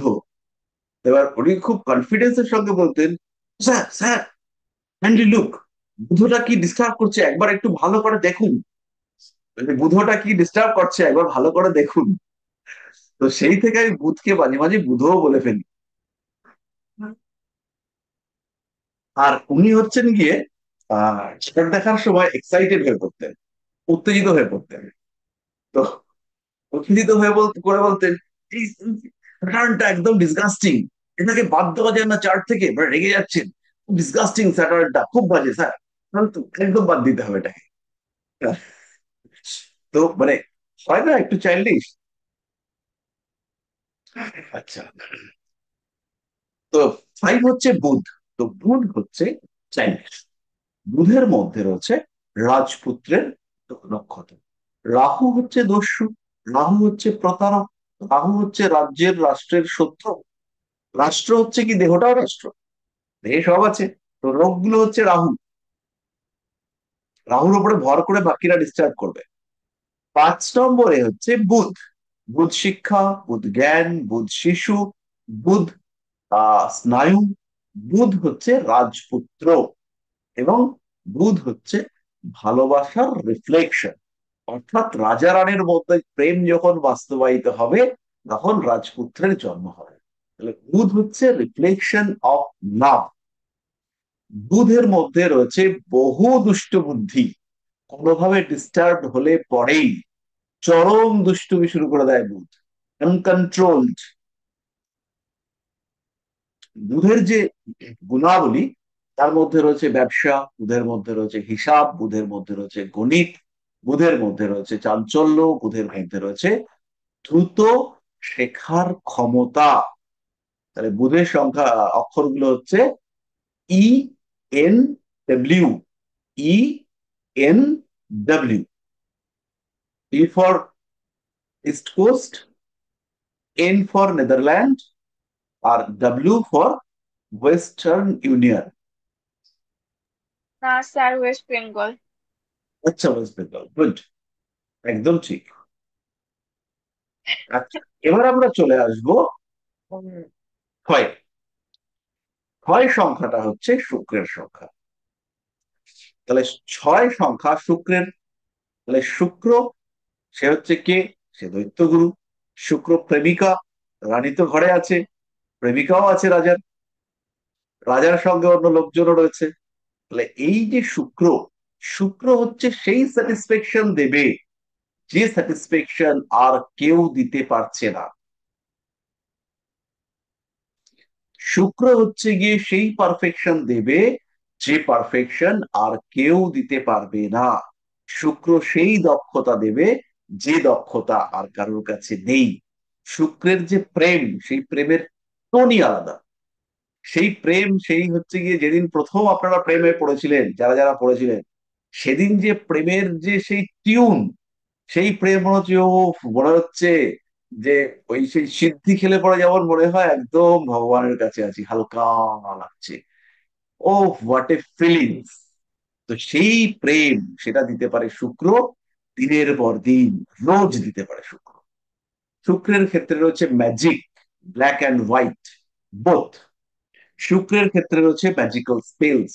শুক্রের ক্ষেত্রে রয়েছে কোনো একটা জিনিসকে প্রেজেন্ট করবার ক্ষমতা। শুক্রের ক্ষেত্রে রয়েছে কিছুটা ডিসিপ্লিন। আর শুক্রের ক্ষেত্রে রয়েছে অদ্ভুত জেদ। শুক্র যদি মনে করে কোনো একটা বিষয়কে কমপ্লিট করব, সে না করে থামবেই না, এবং সে সেটাকে বেস্ট করবার চেষ্টা করবে। শুক্রের একটা অদ্ভুত ডিসস্যাটিসফ্যাকশন দেখতে পাওয়া যায়। শুক্র নিজেই নিজের কাজের খুঁত বার করে, এটা আমি করেছি, করে একটু ভালো করে করব, আবার একবার করে ফেললাম। এখানে আমাদের অহনা আছে, এখানে আমাদের একটা আছে, এরা সব শুক্র প্রভাবিত লোক, আমিও আছি। জন্ম তারিখ। কি এ শুক্র দেখা যাচ্ছে, হ্যাঁ স্যার। বোঝা যাচ্ছে। হ্যাঁ স্যার। স্যার আপনার নোটগুলো থাকে না, স্যার আপনার তো ওগুলো হাতে। আমি ওগুলো আমি যদি সুন্দর করে না লিখতে পারি, মানে একদম মানে নোট গুলোকে দেখলে বলবেন, মনে হবে কি যেন একদম কি না কি একদম মানে ছাপানো যাবে ওগুলো বইয়ে আকারে। এত সব মানে আমি গ্রন্থ বানিয়ে দিয়েছি আপনার 3টে ক্লাসের, হাফ খাতা ভরে গিয়েছে ক্লাসমেটে, স্যার গ্রন্থ আপনি তো হয়েছে। আবার নিজে হাতের কাজও করেন। হ্যাঁ, আপনি হাতের সেটাই কাজ কি করতে পারেন। দেখালেন, দাঁড়িয়ে একটা কি দেখালেন? হ্যাঁ হ্যাঁ, এই যেটা বানালাম সন্ধ্যাবেলা, দারুণ হয়েছে, দারুণ না হয়েছে। আসলে এটা আমি হচ্ছে আপনার ইয়েগুলো ব্লগ না কি বলে যেন ওটা শুনি আর কি, আপনার ওই রেগুলার বলেন না যে এরপর এই এই আসে প্রতিদিন যে আপনি বলেন না ওটা কি বলে, ইউটিউবে শুনি আমি। তো আপনি একদিন কালো একটা পাঞ্জাবি পরেছিলেন, তার উপর কাজ করেছিলেন। তো বলেছিলেন মিথুন কি কর্কটেই বলেছিলেন যে এটা আমার নিজের করা, নিজের হাতের করা। ঠিক বলিনি স্যার? হ্যাঁ। একদম। তো এবার কিন্তু স্যার পারফেকশন কাজকে কমপ্লিট হতে দেয় না সব তাড়াতাড়ি। কাজটা করবার পরে মনে হয় যে এটাকে আরেকবার নিই। হুম, এটাকে আরো বেটার কি করে করা যায়, নিজেই নিজের ভুল বার করে, নিজেই নিজেকে রেকটিফাই করে এবং সেটাকে আরো বেটার করার চেষ্টা করে। এটা হচ্ছে শুক্র। এবং শুক্র যে স্যাটিসফ্যাকশন দিতে পারবে, ধরুন একটা জায়গায় খেতে গেছেন, তো সুন্দর করে সাজিয়ে দিল যে খেয়ে খাবো কি খাবো না ভাবছি, যে খেতে গেলেই তো জিনিসটা ঘেটে যাবে, এত ভালো করে প্রেজেন্ট করেছে ভাবছেন খেতে গেলেই তো সাজটা নষ্ট হয়ে যাবে, খাওয়ার দরকার নেই, আরে দেখি খাবো পরে।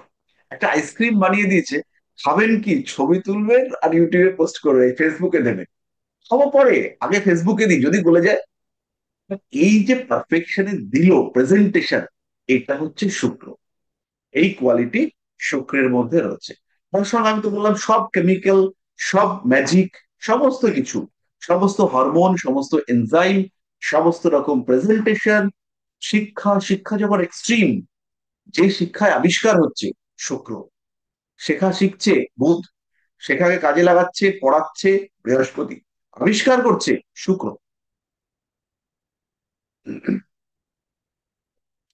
কিন্তু ওর ওই একটাই প্রবলেম, ও হচ্ছে কি দৈত্যদের সাথে গিয়ে মিশেছে, এইটা হচ্ছে ওর প্রবলেম। বন্ধু বান্ধব ভালো না।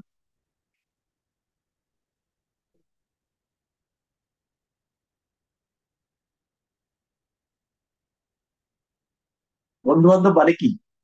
বন্ধু বান্ধব মানে এখানে ফ্রেন্ডস নয়, আশেপাশের এনভায়রনমেন্ট, যাদের দ্বারা প্রভাবিত হচ্ছে, তারা হচ্ছে গিয়ে ঠিক সুবিধার হয়, তারা শুক্রের ক্রিয়েটিভিটিকে কন্টিনিউয়াসলি ডিস্টার্ব করে যায়। শুক্রের পিওরিটি এটা খুব দ্রুত নষ্ট হয়। শুক্র হচ্ছে একটা জল ভরা বেলুনের মতো, একটা ছোট্ট খোঁচা, সব গেল। ঠিক আছে, তাহলে এবার আমরা চলে আসবো, 6 সংখ্যায় রয়েছে ফক্স, FOX, পাইথাগোরিয়ান নিউমারোলজি অনুযায়ী 6 সংখ্যায় রয়েছে ফক্স, FOX।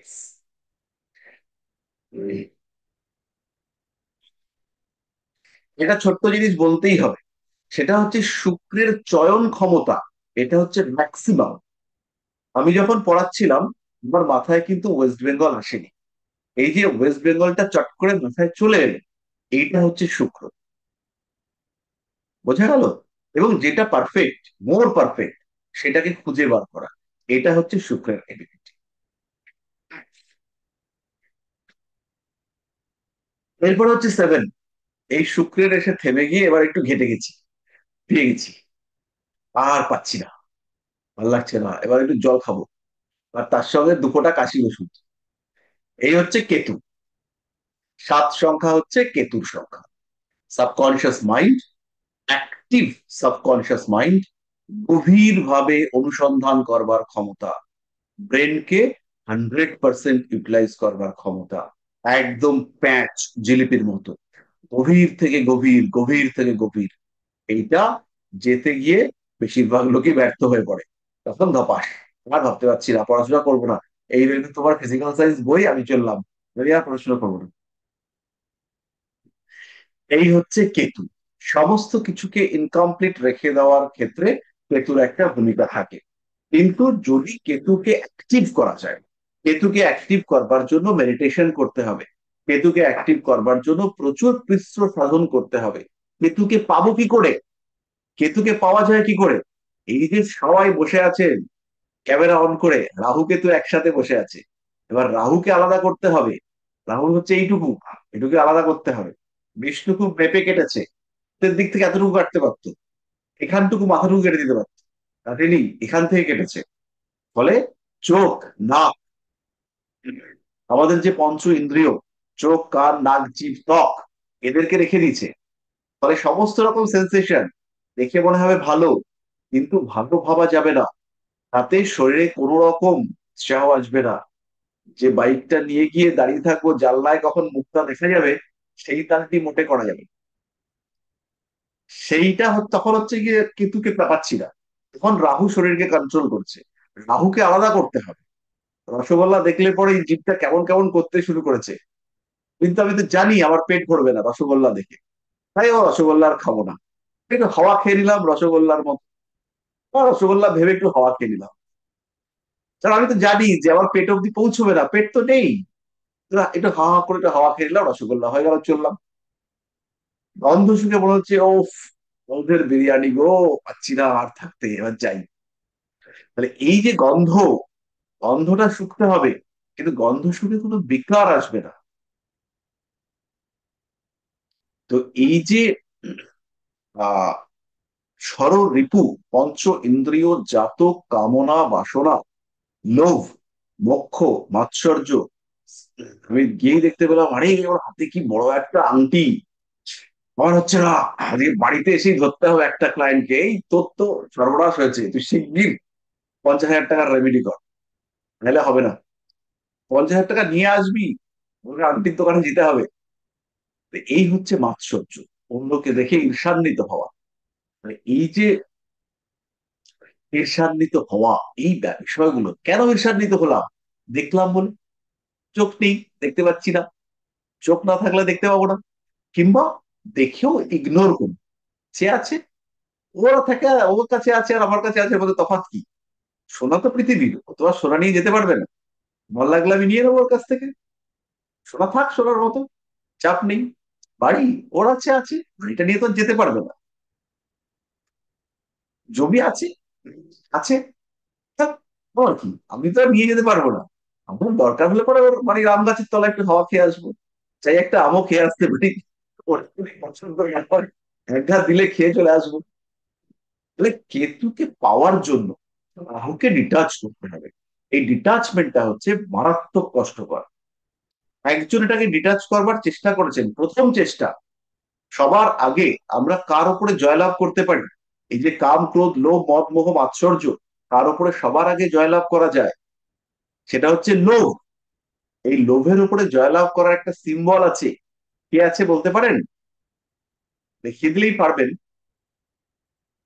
আমরা একজনকে পুজো করি, সে হচ্ছে গিয়ে না করে যায়, তার মানে তার যে লোভ, তিনি লোভকে শরীরের বাইরে বার করে দিচ্ছেন। সাধনা করবার জন্য সর্বপ্রথম লোভের উপর নিয়ন্ত্রণ আনতে হবে, এবং মা কালী সাধকের সেই সাধনাকে দেখিয়েছেন যে লোভের উপর নিয়ন্ত্রণ নিয়ে আসা যায়। মা কালীর শরীর, এটা একদম জ্ঞানের সাগর। দেখবেন কোমরে কতগুলো ইয়ে আছে, পাত্র রয়েছে, করকাঞ্চি মালা, গলায় আবার মুন্ডমালা। মুন্ডমালা হচ্ছে বর্ণ, প্রত্যেকটা বর্ণ। আর মুন্ডমালা হচ্ছে গিয়ে জ্ঞান, যত কিছু থাকে জ্ঞান, সেটা মস্তিষ্কে থেকে যায়, সেই মস্তিষ্ককে তিনি সংরক্ষণ করে রেখেছেন। যাই হোক, তাহলে এই অংশটাকে যখন বাদ দেব, তখন থাকবে নিষ্কাম কর্ম। কেতু হচ্ছে তার কারক। তাহলে কেতু হচ্ছে ডিস্টারবেন্স, কেতু হচ্ছে অশান্তি, কেতু হচ্ছে অস্বস্তি, আর কেতু হচ্ছে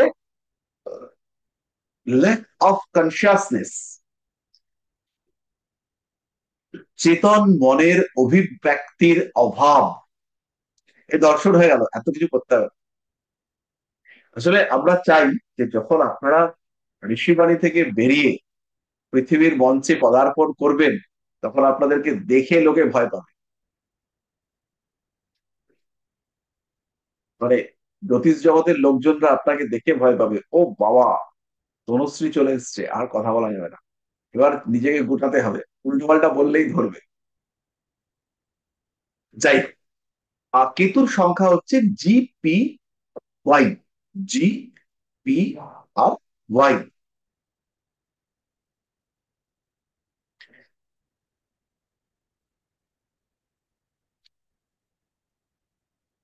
এরপরে হচ্ছে সবচেয়ে গুরুত্বপূর্ণ সংখ্যা, তিনি হচ্ছেন শনিদেব। তিনি কার্মিক, তিনি ধার্মিক, তার মধ্যে রয়েছে জাজমেন্টাল এবিলিটি, তিনি বিচারক, তার মধ্যে কোনো কিছুর প্রতি পক্ষপাতিত্ব নেই, তিনি হচ্ছেন নিষ্কাম, তিনি হচ্ছেন কর্মময়। তাহলে শনিদেব তিনি হচ্ছেন সেই মানুষ বা সেই দেব যিনি সমস্ত কিছুর মধ্যে নিয়ন্ত্রণ নিয়ে আসেন। আচ্ছা, শনিদেব কিন্তু শূদ্র, কিন্তু শনিদেব হচ্ছে সূর্যের পুত্র। তাহলে শনিদেব শূদ্র কেন আপনারা জানেন? সূর্যের বউ হচ্ছে সঞ্জনা, সঞ্জনা। তাহলে সেখানে সূর্যের তিনটে বাচ্চা হয়েছিল, তার মধ্যে ছিল যম, যমুনা, আর একটা ছিল সেটার নাম মনে করতে পারছি না। এবার সূর্য যখনই সঞ্জনার কাছে আসেন, সঞ্জনা তো পুড়ে যায়, তার পুড়ে গেলে এখানে ওখানে জঙ্গলে টঙ্গলে ঘুরে কিছু জড়িবুটি গায়েটায় মেখে আবার সুস্থ হয়ে আসেন। এবার একবার আবার পুড়ে গেছে, পুড়ে যাওয়ার সময় মনে হচ্ছে আমি যদি যাই তাহলে সূর্যদেব আবার অন্য কারোর কাছে চলে যাবে না তো। তখন কি করেছে, বেশি পুড়ে গেছে, মুখটুকগুলো পুড়ে গেছে সূর্যের কাছে গিয়ে, তখন নিজে একটা মূর্তি তৈরি করেছে, তার নাম হচ্ছে ছায়া। তো সঞ্জনার মতোই দেখতে থাকে, কোন রকম পার্থক্য নেই। তো বলে যে তুই সূর্য বলছে তুই সূর্যের যত্ন আত্তি করো, আমি একটু নিজের দেহের পরিচর্যা করে আসি। ইতিমধ্যে সূর্যের আরো তিনখানা পুত্র হয়ে গেছে, তিনখানা পুত্র না, দুটো পুত্র, একটা পরে হয় কন্যা, এরকম একটা কিছু হয়েছে। এই সেকেন্ড লোটে ছায়ার যে সন্তান হলো তার মধ্যে একটা হচ্ছে শনি। আমরা হচ্ছে কি যখন শনির স্তোত্র পড়ি, আমরা কি পড়ি? ছায়া গর্ভ সম্ভূতম বন্দে ভক্তা শনিশ্চরম, নীলাঞ্জন চয় প্রখ্যম রবি শুনুম মহাগ্রহম, ছায়া গর্ভ সম্ভূতম বন্দে ভক্তা শনিশ্চরম। সে শ্লোক, তাই সে হচ্ছে শনিশ্চর, আর সে হচ্ছে ছায়ার গর্ভে উৎপন্ন, তাই ছায়া গর্ভ সম্ভূতম। ঠিক আছে? মানে শনিদেব তিনি ছায়ার গর্ভে উৎপন্ন, তিনি কিন্তু সূর্যের বিয়ে করা বউয়ের পুত্র নন, তিনি হচ্ছে গিয়ে ছায়ার সন্তান। তাই তিনি সূর্যের যে ক্ষত্রিয়ত্ব সেটা প্রাপ্ত হননি, তাই তিনি শূদ্র। ঠিক আছে?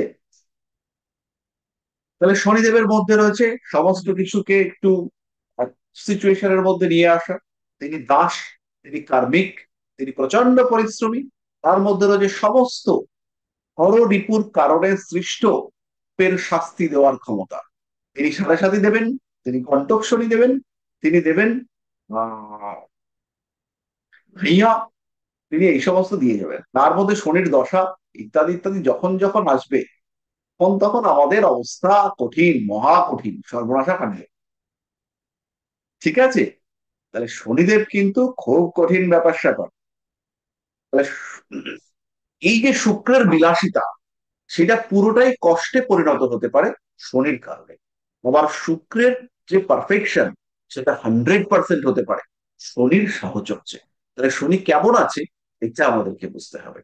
তাহলে শনির সংখ্যা হচ্ছে 8, আর শনির অক্ষর হচ্ছে HQZ, HQ এবং জেড।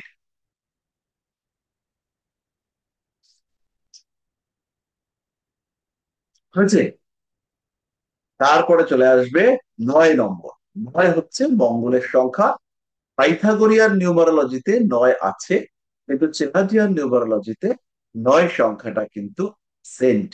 তাই আমরা পাইথাগোরিয়ান নিউমারোলজিটাকেই দেবো, 9টা না থাকলে কেমন কেমন লাগে না। তো 9 হচ্ছে মঙ্গলের সংখ্যা, 9 হচ্ছে সেনাপতি, 9 হচ্ছে স্ট্রেংথ, 9 হচ্ছে স্ট্যামিনা। একজন জাতক খেলাধুলা করবে, একজন জাতক লড়াই করবে, যে কোনো আটকে থাকা কাজ উদ্ধার করবে, যুদ্ধ করবে, সমস্ত কিছু বাধা বিপত্তি অতিক্রম করে নিজেকে বার করে নিয়ে আসবে, এই ক্ষমতা নয় সংখ্যার মধ্যে রয়েছে। নিজেকে প্রকাশ করা, নিজেকে প্রতিষ্ঠিত করা, নিয়ন্ত্রণ করা, সমাজকে নিয়ন্ত্রণ করা এবং প্রয়োজনে লড়াই করা, সেনাপতি যেটা করবে।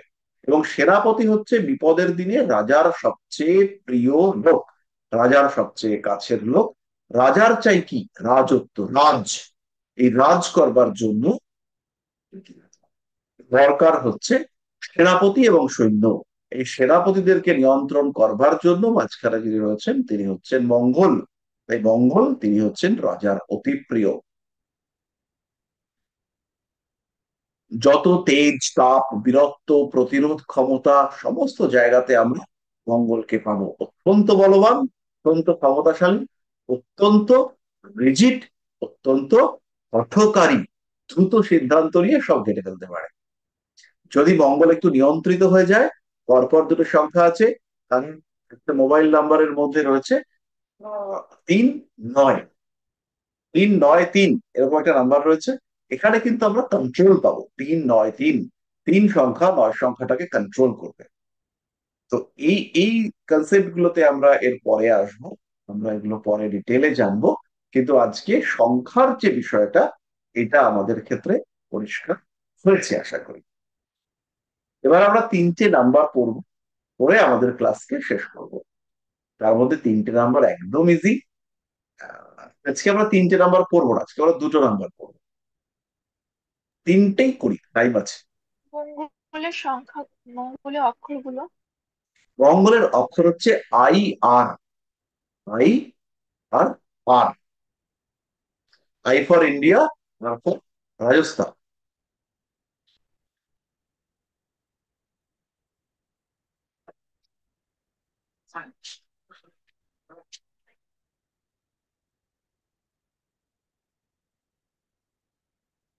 ঠিক আছে, এবার আমাদের পড়তে হবে ড্রাইভার নাম্বার। ড্রাইভার নাম্বার, এটাকে সাইকিক নাম্বারও বলে। জন্ম, সোজা কথা, জন্ম তারিখ। 6 তারিখে জন্ম, যার 10 তারিখে জন্ম তার ড্রাইভার নাম্বার 1।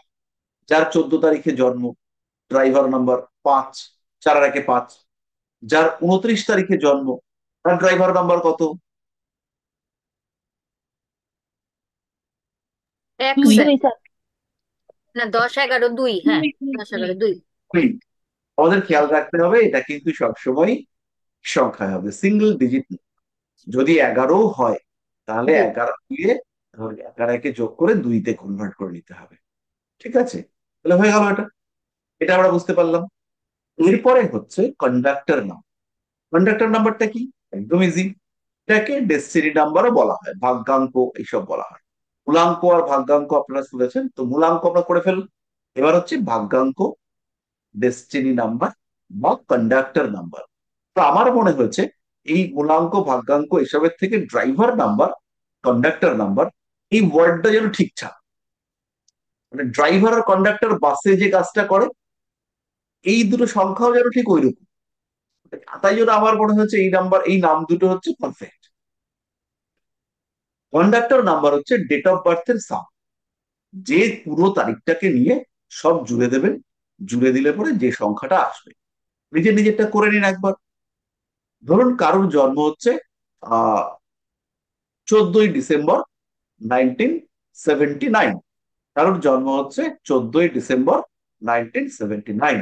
তাহলে 4 আর 1 5, 5 আর 1 6, 6 আর 2 8, 8 আর 1 9, 9 আর 9 18, 3 9 27, 27 আর 7 মানে হচ্ছে 34।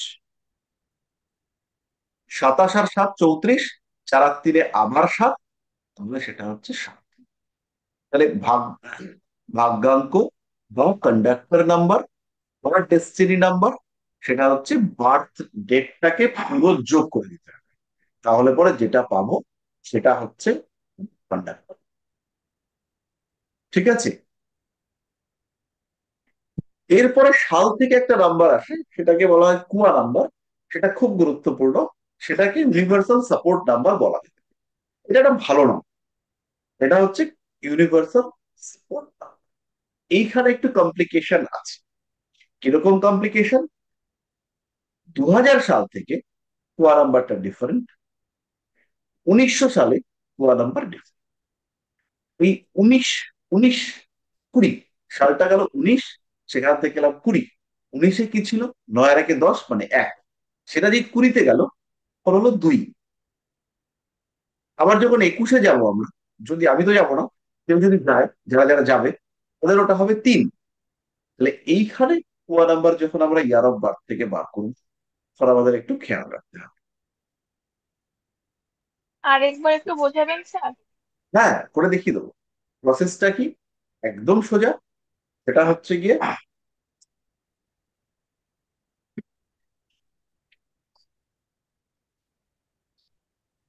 ইয়ার অফ বার্থটাকে যোগ করে দিতে হবে। এটাকে আমি একটু করে দেখি।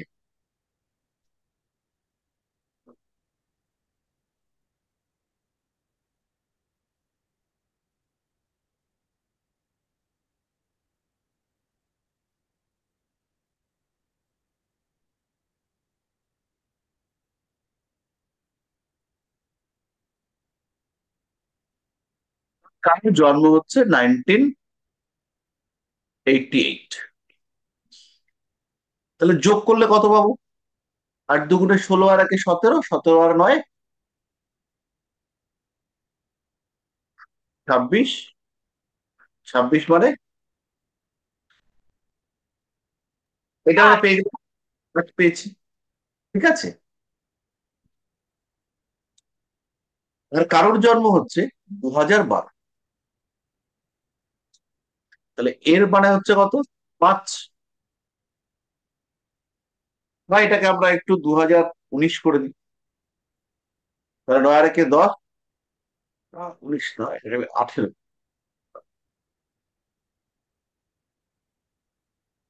16। তাহলে এটা হবে আমার হচ্ছে গিয়ে 6 আর 1-এ 27, 9। এটা বোঝাতে সুবিধা।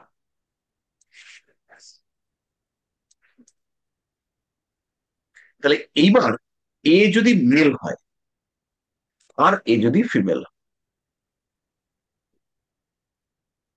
এখানেও এ যদি মেল হয় আর এ যদি ফিমেল,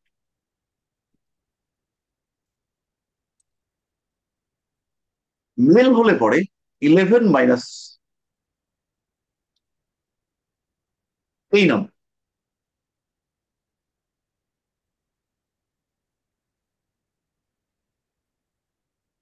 11 মাইনাস এই নাম্বার। আর যদি ফিমেল হয়, তাহলে হচ্ছে এই নাম্বারটা -4। বলেছে 4+ যে সাম অফ বাড়তে হবে, ফিমেল হলে পরে 4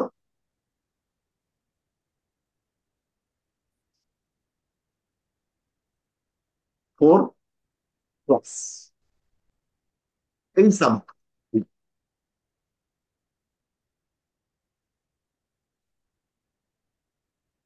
তাহলে এখানে ইউনিভার্সাল সাপোর্ট নাম্বার কত হচ্ছে? 11 থেকে 8 বাদ গেলে পরে 3। আর এটাতে কি হচ্ছে? 8 আর 4 12, মানে হচ্ছে 3। এটা তো মিলে গেছে। কোথাও কোথাও মেলে, কোথাও কোথাও মেলে না, ছেলে মেয়েদের আলাদাও হয়। 2000-এর ক্ষেত্রে কি হবে? এই 11টা হয়ে যাবে 10, আর 4টা হয়ে যাবে 3। তারপরে 2000-এর ক্ষেত্রে কি হবে? 10 - 9। পুরুষ হলে পরে 10 - 9, মানে 11টা 10 হয়ে যাবে।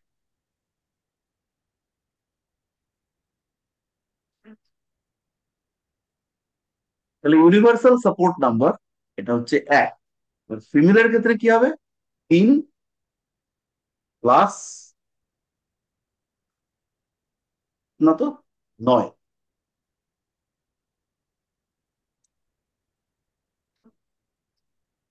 সমান সমান হচ্ছে 12। তাহলে এখানে আমরা দেখলাম ইউনিভার্সাল সাপোর্ট নাম্বার এটা ডিফারেন্ট হয়ে গেছে। এটাই কুয়া নম্বর স্যার? এটাকেই কোয়া নাম্বার বলা হয়। মানে জন্ম বছরে সালটিকে একটা সিঙ্গেল ডিজিটে আনার পরে যে নাম্বারটি দাঁড়ায় ওটাই কুয়া নম্বর সেই ব্যক্তি। না, এই যে ক্যালকুলেশনটা করলাম, মেয়েদের ক্ষেত্রে 4 যোগ করা, আর ছেলেদের ক্ষেত্রে 11 থেকে বিয়োগ করা। যদি এটা 2000-এর পরে হয় তাহলে 10-এর থেকে বিয়োগ করতে হবে, আর মেয়েদের ক্ষেত্রে 3-এর সঙ্গে যোগ করতে হবে। মানে 2000-এ এই 1900 থেকে, এই যে 19, এই যে 19 থেকে, 19 বার হচ্ছে 1, 20 বার হচ্ছে 2, তাহলে এই যে 19 থেকে 19-এর জন্য 11 হলো, এই এক আমাদের এখানে চলে এসছে। এই এখানে যে একটা চলে এসছে, তার জন্য এখানে আমরা 11টাকে 10 করে দিয়েছি, আর 4টাকে 3 করে দিয়েছি। ঠিক আছে, এই নাম্বারটাকে আমরা বলবো ইউনিভার্সাল সাপোর্ট নাম্বার। এই নাম্বারটা আমাদেরকে বিভিন্ন ভাবে হেল্প করবে। বিভিন্ন ভাবে হেল্প করবে মানে কিরকম ভাবে? যেমন আমি একটা কাজ করতে চাইছি, সেই কাজটা কিছু লোক সাপোর্ট করছে, কিছু লোক সাপোর্ট করছে না। কিছু লোক অন্ধের মতো সাপোর্ট করছে, যেগুলো করছে ঠিক আছে, চলো যা করছে তাতে তোর পাশে আছি, যাকে বলে বন্ধুত্ব। এই বন্ধুগুলো হচ্ছে, এই 3 থেকে বেটার বন্ধুত্ব পাওয়া যাবে। আবার 2016 ছেলে বন্ধু হলে 1 সংখ্যার বেস্ট, মেয়ে বন্ধু হলে 3 সংখ্যার বেস্ট। এটা আমরা খুঁজে বার করবার চেষ্টা করব। ঠিক আছে, পরিষ্কার মোটামুটি? আর একবার স্যার, হ্যাঁ। আর একটু বুঝিয়ে দিবেন একটু। হ্যাঁ, স্যার যেটা বলছিলাম সেটা হচ্ছে যে এই যে বললেন না 19 আর 20, অন্যগুলো বুঝলাম, 19-20-র ব্যাপারটা একটু বলে দিন, নাহলে ওই জায়গাটা একটু ক্লিয়ার হলো না। আর একবার বলুন, ছেলে মেয়ের ক্ষেত্রে কি একটা বললেন। ছেলে মেয়ের ক্ষেত্রে প্রথমে আমরা 19 আর 20-তে আসি। 19-20-তেও যাবো না, প্রথমে আমরা 19-এই থাকি। তাহলে সিস্টেমটা কি? সিস্টেমটা হচ্ছে, আমার বার্থ ইয়ার, এইটাকে আমি 1 ডিজিটে কনভার্ট। পরিষ্কার?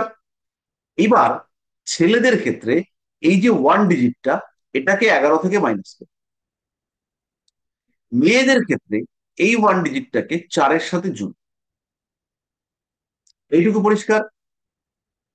এবার এই 1900 সাল থেকে বাড়তে বাড়তে 2000 সালে পদার্পণ করলাম। 2000 সালে 19 থেকে 20 হয়ে গেল। তাহলে এখানে 1 ইনক্লুডেড হয়ে রয়েছে, এখানে আমাদের 1 ইনক্লুডেড হয়ে রয়েছে। তাহলে এই একটাকে কম্পেনসেট করতে হবে। তাহলে এই একটাকে কোথায় কম্পেনসেট করব? যেটা 11 ছিল সেখান থেকে 1-কে মাইনাস করে দিলাম, দিয়ে 10 হলো। এটা 4 ছিল, সেখান থেকে 1-কে মাইনাস করে দিলাম, 3। তাহলে এবার বার্থ ইয়ারটাকে সিঙ্গল ডিজিটে কনভার্ট করবার পরে এই 9টা কোথায় চলে এলো? এই 9টা চলে এলো 10-9 মানে হচ্ছে 1। আর মেয়েদের ক্ষেত্রে কি হলো? 4 যোগ ছিল, এখন 3 যোগ হচ্ছে, তাহলে 3+9 মানে হচ্ছে 12। এবার আমরা চলে এলাম 3-এ। তাহলে এখানে 2016-তে যার জন্ম, সে যদি ছেলে হয়, তার ইউনিভার্সাল সাপোর্ট নাম্বার হচ্ছে 1।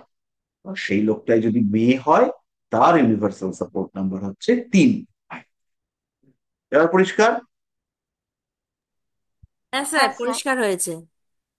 এবার যদি পরিষ্কার না হয়, 2-3টে করে ফেলবেন, করে তারপরে একটু গ্রুপে দেখিয়ে দেবেন। প্রচুর পড়াশোনা হলো, মাথায় বিশাল চাপ পড়েছে, পড়েছে তো? হ্যাঁ স্যার। আর এটা হচ্ছে গিয়ে আমাদের এই চাপ থেকে বেরোবার রাস্তা হচ্ছে, বাস্তবিক ভিডিওটা দেখতে হবে। আমি একটু পরেই ভিডিওটা আপলোড করে দেবো, মানে এক্ষুনি আপলোড করে দেবো, কনভার্ট হলে সঙ্গে সঙ্গে আপলোড করে দেবো।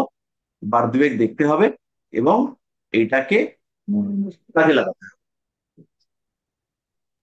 স্যার একটু পড়াগুলো পড়বার ব্যাপারে কিছু বলবেন? আপনি যে হস্তবিদ্যার যেগুলো পড়াগুলো পড়িয়েছেন, আমরা তো নোটও লিখেছি, এগুলোকে কিভাবে পড়বো, কিভাবে রিভিশন দিব? মানে আরো তো বাকি কাজগুলো করার সাথে সাথে আমরা এগুলো চর্চা করছি। একটু হেল্প, যোগাযোগ মানে একটু এটা সাজেশন, এইটা সাজেশন। হচ্ছে গিয়ে, আমরা যেটা করব সেটা হচ্ছে গিয়ে 2 বছর কমপ্লিট হতে হতে আপনাদের মাথার মধ্যেই জ্যোতিষ শাস্ত্রটাকে ঢুকিয়ে দেবো। আপনারা ভাববেন যে কিছুই পড়া হয়নি, কিছুই পড়া হয়নি, কিন্তু যখন প্রেডিকশন করবেন তখন দেখবেন মিলে গেছে। মানে যেমন ধরুন আপনি হাঁটেন, আপনার মনে আছে আপনি হাঁটাটা কিভাবে শিখেছিলেন? সাইকেল যারা চালাতে পারে, কারোর কিন্তু আর মনে নেই যে কিভাবে যেন সাইকেলটা শিখেছিলাম, কিন্তু এমন একটা বিদ্যা এ জন্মে আর ভুলবেন না। ঠিক জ্যোতিষকেও আমরা, তাদের মাথার মধ্যে আছে, সেইটাকে একটু ঝেড়ে পুচে গুছিয়ে দেবো। তাতে করে যখন কথাগুলো বলবেন ক্লায়েন্টের সামনে, ক্লায়েন্ট বলবে হ্যাঁ তাই তো, এটা তো ছিল, একদম ঠিক বলেছেন। তো হ্যাঁ সুতরাং স্যার। 2 বছর হচ্ছে গিয়ে সুন্দর করে ওয়েট করে যান। যেমন পড়াশুনো হচ্ছে ভীষণ ভালো হচ্ছে। আপনারা মাঝে সাঝে কনফারেন্সে যাবেন, কনফারেন্সে গেলে পরে দেখতে পাবেন যে আপনারা, তারা কতটা ডিফারেন্স, যাদের কাছে আপনারা ক্লাস করছেন বা যারা আপনাদেরকে গাইড করছে, একদম দায়িত্ব নিয়ে বলছি, তাদের সামনে দাঁড়ালে তারা কেঁদে কেটে বাড়ি পালিয়ে যাবে, বেশি সময় লাগবে না। স্যার অসুস্থ হয়ে পড়ে কনফারেন্সের লোকজন, ব্যাপার, স্যার কনফারেন্সে খবর কনফারেন্স, দেওয়া হয়, যাবেন স্যার আমরা। না না না, কনফারেন্সে কনফারেন্সের ব্যাপারটা একটু বলতে চাচ্ছি। আমার বাড়ি তো নর্থ বেঙ্গলে, তো একটু এক সপ্তাহ আগে বা একটু জানা থাকলে গ্রুপে, তাহলে আমি একটু ম্যানেজ করে যেতে পারি। তাহলে আহ, কনফারেন্সটা হয়েছে কি, শনিবার দিন ডিসাইড করা হয়েছে আমরা যাব, শনিবার দিন ডিসাইড করে রোববার দিন সবাই চলে গেছে। হ্যাঁ স্যার, একটু আগে বললে একটু সুবিধা হয়, মানে হ্যাঁ, এরপর আমরা আগে বলবো। স্যার নর্থ বেঙ্গলের দিকেও করুন কনফারেন্স। হ্যাঁ এইটা স্যার, তো একটু নর্থ বেঙ্গল। একটা আর পায়েল রেডি করবে। নর্থ বেঙ্গলের এই কনফারেন্সটা হচ্ছে গিয়ে 2025-এর ওই ডিসেম্বর বা 2026-এর জানুয়ারিতে আমরা গিয়ে করবো। Okay sir. স্যার কিভাবে আমরা কি টোটাল করতে হবে একটু গাইডেন্স বলে দেবো, দিন। একদম সব। কিন্তু ওইখানে গোছাবার তো একটা দায়িত্ব আছে, ওটা হুম একটা হুম, আর পায়েল না। ঠিক আছে। শিলিগুড়িতে রয়েছে ঠিক আছে, হচ্ছে রবীন্দ্র মঞ্চ, খুব সুন্দর হবে, ওখানে সমস্ত কিছু হয়ে থাকে। কালকে আপনাদের সোনালী ম্যাডাম কালকের একটা কনফারেন্সে অসাধারণ বক্তব্য রেখে এসেছেন, এবং সেই বক্তব্য আহ ফেসবুকে তো আপনারা দেখেইছেন, ভীষণ প্রশংসিত হয়েছে, ভীষণ ভালো হয়েছে। ম্যাম সত্যি খুব ভালো বোঝান, খুব ভালো, খুবই ভালো, অ্যাজ এ টিচার খুবই ভালো।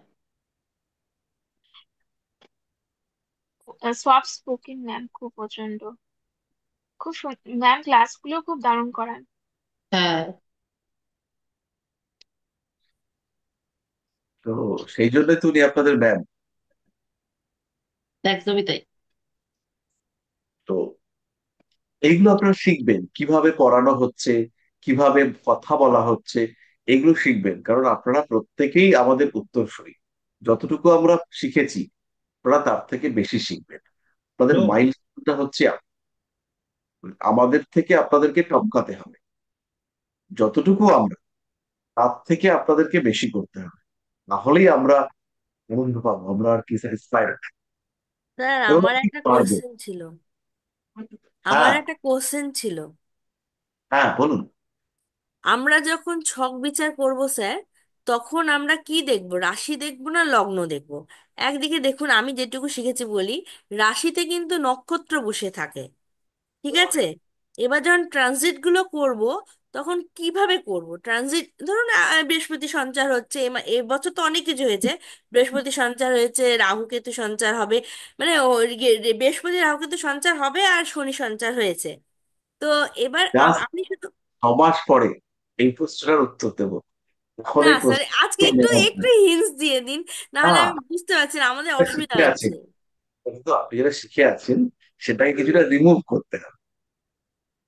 যে গন্ডগোলটা রয়েছে, সেই গন্ডগোলটাকে সরাতে হবে, সরিয়ে তারপরে হচ্ছে কি ভর্তি করতে হবে। বা 6টা মাস ক্লাস করুন, তখন আমরা ট্রানজিট, রাশি নক্ষত্র এগুলো জানবো। আমরা জেনারেল বিচার করব লগ্ন থেকে। ট্রানজিটের, ট্রানজিট খুব কঠিন, আমরা ওখানে শিখবো, প্রচুর রুলস আছে, আমরা সব দেবো আপনাদেরকে। কিন্তু এখন আপনি পুরো গন্ডগোল অবস্থায় আছেন। মানে যেগুলো বললেন, রাশিতেও নক্ষত্র থাকে, লগ্নতেও নক্ষত্র থাকে, নক্ষত্রা অর্থাৎ যে তার ক্ষেত্র পরিবর্তন করে না। রাশি যেমন 12টা ভাগ একই জায়গা, সেই একই জায়গারই 27টা ভাগ হচ্ছে নক্ষত্র। তবে প্রত্যেকটা গ্রহের রাশিও থাকবে, প্রত্যেকটা গ্রহের নক্ষত্রও থাকবে, আবার প্রত্যেকটা গ্রহ একটা ভাবে উপস্থিত থাকবে। ওই রাশি নক্ষত্র প্রত্যেকের ক্ষেত্রে থাকবে, লগ্নেরও থাকবে, রাশিরও থাকবে। ঠিক আছে? Thank you sir. তাহলে স্যার সবাইকে। বলছি স্যার হ্যাঁ, বলছি যে এই যে আপনি রবিচন্দ্র, হ্যাঁ স্যার শুনতে পাচ্ছেন? হ্যাঁ, হ্যাঁ, শুনতে পাচ্ছি।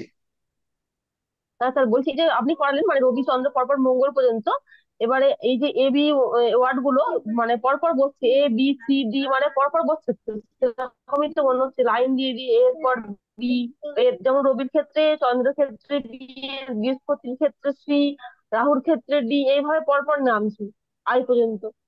আবার পরের লাইনে পরপর নামছে জে থেকে, J K L M N O P Q R, তাই তো স্যার?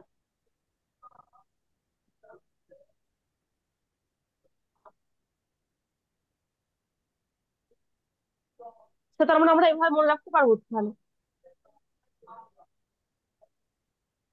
বুঝলেন তো? ঠিক আছে স্যার, এটাই মানে সংখ্যাগুলো গুলিয়ে যাওয়ার একটা চান্স থাকবে না, পরপর মনে রাখা যাবে এইভাবে এ বি সি ডি যাবেন। মানে আই করে আই আই পর্যন্ত।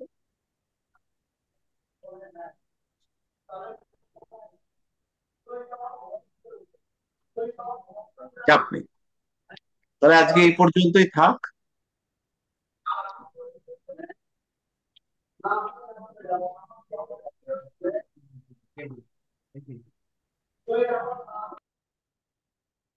ঠিক আছে। শুভরাত্রি সবাইকে, খুব ভালো থাকুন আর প্রচুর পড়াশোনা করুন। এখন আপনারা একদম এনার্জেটিক, মানে একদম এনার্জাইজড কন্ডিশনে রয়েছেন।